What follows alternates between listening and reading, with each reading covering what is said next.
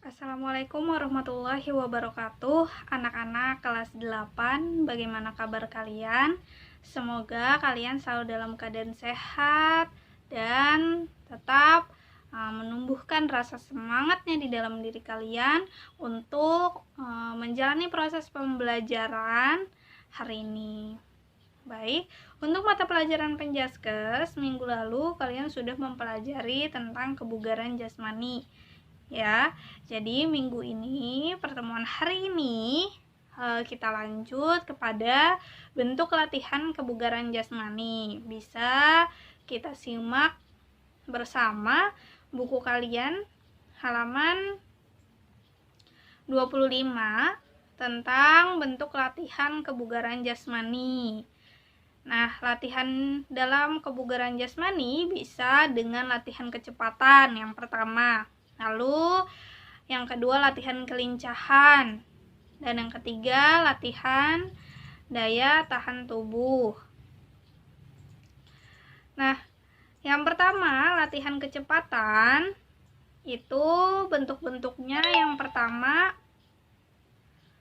latihan interval atau interval training, menempuh jarak yang relatif pendek. Jadi jarak tempuhnya 40 meter, waktu tempuhnya harus bisa sampai 6-8 detik dan diulang sebanyak 10 kali. Nah, itu lari interval, latihan dari kecepatan. Yang kedua lari akselerasi, acceleration running. Yang pertama langkahnya dengan kombinasi lari pelan atau jogging dan lari cepat, sprint. Jadi dikombinasi antara kita jogging, lari pelan dengan lari cepat dengan sprint. Lalu yang kedua, kombinasi lari akselerasi diselingi lari deselerasi. Contohnya, lari jarak tempuhnya 10 meter, terdiri atas 10 meter lari pelan, 10 meter lari sedang, dan 20 meter lari cepat. Waktu tempuhnya 8-10 detik. Nah, dilakukan pengulangan sebanyak 10 kali. Itu termasuk latihan kecepatan lari akselerasi. Selanjutnya yang ketiga, bentuk dari latihan kecepatan, itu yang ketiga lari naik dan turun bukit. Jadi uphill dan downhill ya. Jadi dilakukan lari ini jelas bertujuan mengembangkan kekuatan otot-otot tungkai. Sedangkan yang downhill, lari ini bertujuan melatih kecepatan frekuensi gerak kaki. Lari ini lebih baik lagi jika dilakukan pada saat ada angin dari belakang. Nah, itu merupakan jenis dari latihan kecepatan. Tadi dibagi menjadi 3. Ada lari interval, lalu lari akselerasi, dan yang ketiga lari naik dan turun bukit, uphill, downhill. Nah, selanjutnya latihan kelincahan. Nah, apa sih maksudnya pengertian dari latihan kelincahan? Di sini kemampuan seseorang untuk dapat mengubah arah dengan cepat dan tepat tanpa jatuh atau tanpa kehilangan keseimbangan. Itu yang dimaksud dengan kelincahan, latihan kelincahan. Dengan cara seperti apa? Nah, bentuk latihannya itu dengan cara lari bolak-balik dilakukan secepat mungkin sebanyak 6-9 kali dalam jarak 4-5 meter. Nah, itu. Terus selanjutnya yang ketiga, latihan daya tahan tubuh. Nih, di dalam pandemi seperti ini sangat butuh sekali kita untuk tetap olahraga, tetap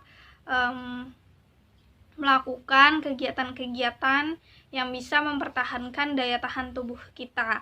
Nah, di sini di poin ketiga, latihan daya tahan tubuh itu kemampuan tubuh untuk menahan beban dalam jangka waktu yang lama tanpa menimbulkan kelelahan yang berarti. Maksudnya tanpa merasa terlalu lelah gitu. Nah,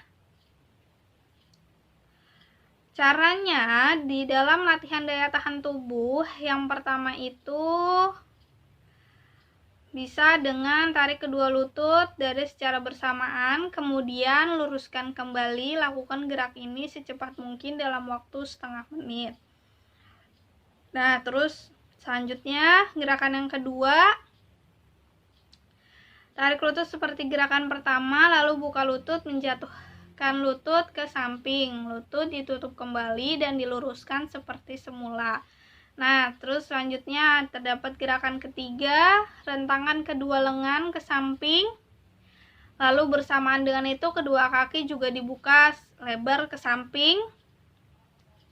Gerakan diakhiri dengan menutup kedua kaki kembali. Yang terakhir, gerakan keempat, kedua tangan menopang badan di belakang. Kemudian satu tungkai diangkat setinggi mungkin, lalu secara bergantian dengan kaki yang lain. Itu sikap awal dari duduk dengan kedua kaki lurus merapat. Itu sikap awalnya ya, Jadi sebelum melakukan gerakan yang pertama sampai dengan gerakan yang keempat, sikap awalnya itu duduk dengan kedua kaki lurus merapat gitu. Itu merupakan contoh latihan dari daya tahan tubuh yang bisa kalian ulang-ulang terus. Bisa lihat caranya sesuai dengan instruksi yang terdapat di buku kalian. Tuh. Terus setelah itu terdapat tentang ini yang keempat, latihan kekuatan. Nah, di sini biasanya yang suka olahraga, yang memang sudah sering melakukan olahraga, sudah sering melakukan latihan kekuatan. Nah, ini bentuk-bentuk latihannya. Yang pertama sit up. Sudah tahu sit up ya, sit up, lalu back up, squat jump, lalu push up. Nah, itu latihan kekuatan untuk membentuk otot-otot agar menjadi lebih kuat. Terus selanjutnya bentuk-bentuk latihan kelentukan. Latihannya sifatnya statis, yaitu latihan kelentukan tidak dengan gerak yang berulang-ulang. Bentuk latihan ini menentukan bentuk latihan kelentukan sebagai berikut. Yang pertama, mencium lutut dari sikap duduk dengan paha dan kaki tempat menempel pada lantai. Jadi kakinya diluruskan, lalu badannya dibungkukkan dan sampai bisa mencium ke lutut gitu. Nah, dilakukan 10 kali hitungan. Jadi kalian tahan 10 kali, kalian tahan 10 detik itu 1, 2, 3, 4, 5 sampai 10 hitungan. Seperti itu. Lalu kalian split atau membuka kedua kaki ke samping selebar-lebarnya hingga punggung menempel pada lantai. Setelah kaki kalian split lurus ke samping, kalian membungkukkan badan kalian ke lantai sampai menempel ke lantai. Nah, sama juga ditahan sampai hitungan ke 10 gitu ya. Nah, itu merupakan jenis-jenis latihan dari kebugaran jasmani. Yang pertama tadi apa? Ada latihan kecepatan, lalu terdapat latihan kelincahan, latihan daya tahan tubuh, dan ada latihan kekuatan. Terakhir, bentuk-bentuk latihan kelentukan. Nah, kalau jika latihan-latihan tersebut kalian lakukan dengan baik, maka badan kalian akan terasa lebih ringan, rileks, akan menjadi lebih kuat, otot-ototnya lebih renggang, lebih merasa mendapatkan oksigennya kembali, seperti itu. Nah, setelah itu manfaat dan peraturan. Nih bagian C di halaman 26 terdapat manfaat dan peraturan latihan kebugaran jasmani. Yang pertama, manfaatnya daya tahan jantung dan paru-paru meningkat. Otot dan sendi, otot dan sendi menjadi lebih kuat, tekanan darahnya menurun, lemak dalam tubuh berkurang. Ini apalagi lagi PSBB seperti ini, pasti banyak sekali yang berat badannya langsung meningkat Nah, kalian sedikit melakukan latihan-latihan kebugaran jasmani yang tadi. Nah, itu bisa sekali membuang lemak-lemak jenuh yang terdapat dalam tubuh kalian. Terus, bentuk tubuh menjadi lebih baik, kadar gula dalam darah menjadi normal, yang biasanya makan tidur. Nah, itu bisa menetralisir kadar gula. Lalu, risiko sakit jantung koroner berkurang. Aliran darah lancar, yang rebahan terus kan. Nah, bisa gerak kembali. Nah, jadi aliran darahnya lancar. Lalu pertukaran gas dalam tubuh lancar, dan yang terakhir memperlambat penuaan. Tuh, kita tidur terus tiba-tiba bangun udah tua, ya kan? Nggak kayak gitu. Nah, selanjutnya peraturan latihan kebugaran jasmani. Nah, di sini peraturannya yang pertama, latihannya dilakukan secara teratur. Nah, untuk mendapatkan manfaat yang tadi, yang dari poin A sampai poin J di halaman 26 di buku kalian, itu yang pertama harus dilakukan, latihan tersebut harus dilakukan secara teratur.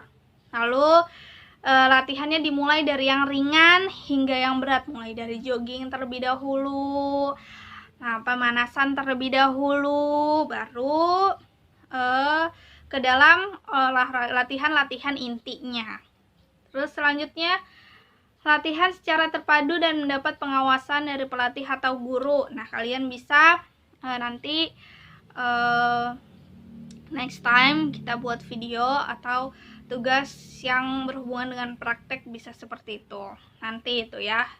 Nah, selanjutnya antara latihan, istirahat, dan makan harus seimbang. Jadi nggak boleh diporsir juga olahraga.